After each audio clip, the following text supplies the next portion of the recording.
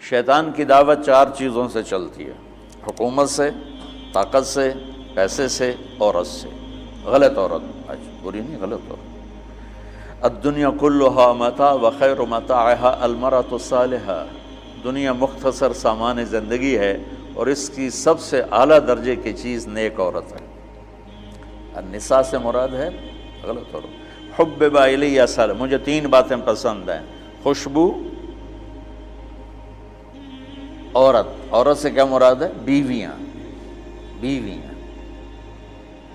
اور میری آنکھوں کی ٹھنڈک نماز۔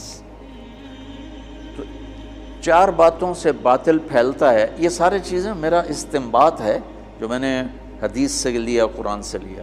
یہ حدیث مشہور ہے جس میں عتبہ بن ربیعہ اللہ کے نبی کے پاس آ کر کہتا ہے: ان کنت ترید تو بہ ملکا ملکناک علی رؤوسنا، محمد اگر تجھے بادشاہ چاہیے نا تو ہم دیتے ہیں، تو تبلیغ چھوڑ دے۔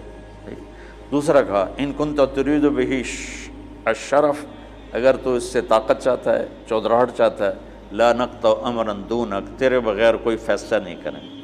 ان کنت ترید بہ مالا، تجھے پیسے چاہیے، جمعنا لک اموالنا حتی تکون اغنى قریش مالا، پیسہ چاہیے تو لے لو، جتنا لینا لے لو، سب سے مالدار بن جاؤ۔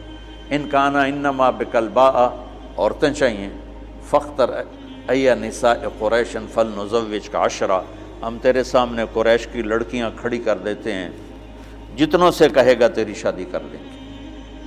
اس وقت تعداد تو مقرر نہیں تھی۔ یہ 4 باتیں عتبہ نے پیش کی، تو اس سے میں نے یہ استدلال کیا اور یہ استنباط کیا کہ ان 4 باتوں سے پہلے دعوت چلے گی، پھر یہ 4 باتیں کام دیں گی۔ اگر دعوت نہیں ہے تو یہ 4 باتیں حرکت میں ہی نہیں آئیں گی۔ دعوت اصل سبب ہے، اس سبب کو اٹھانے والی 4 چیزیں ہیں۔ باطل کا سبب دعوت ہے، اس دعوت میں رنگ بھرنے والی حکومت، طاقت، پیسہ، عورت۔ اور ادھر جب آپ فارغ ہو گئے، جب وہ عتبہ اپنی بات سے فارغ ہو گئے تو آپ نے کہا: فرغ تھا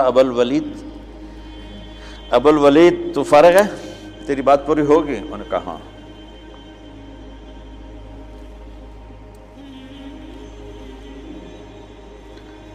عتبہ ایسے بیٹھا ہوا تھا، ایسے یوں کر کے، دیکھ رہے ہو، اس طرح بیٹھا ہوا تھا۔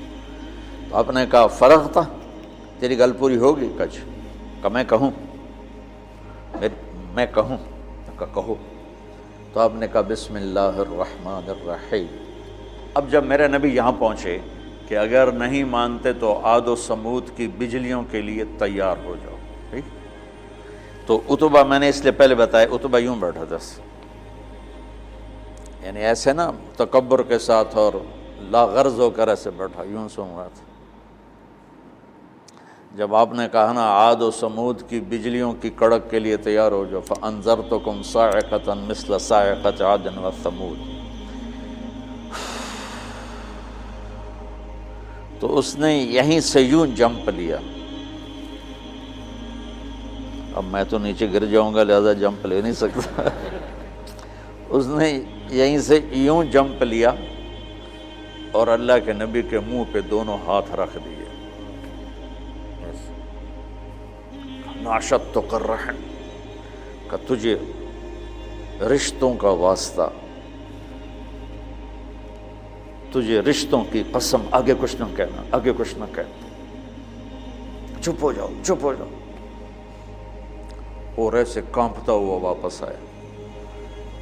ابو جہل کہنے لگا جیسے گیا تھا ویسے نہیں آ رہا، تو آ کر کہنے لگا: یا معشر قریش اطیعونی اليوم وعصونی فیما بعد، آج میری مان لو پھر کبھی نہ ماننا، اس آدمی کو چھوڑ دو، اگر یہ کامیاب ہو گیا تو یہ قریش ہے، اس کی عزت تمہاری عزت ہے، اور اگر غیروں نے اس کو مٹا دیا تو غیروں کے ذمے تم بچ جاؤ، وہ تمہیں عاد و سمود کی بجلیوں کی کڑک سے ڈرا رہا ہے، اور تمہیں پتہ ہے جب محمد بولتا ہے تو سچ بولتا ہے۔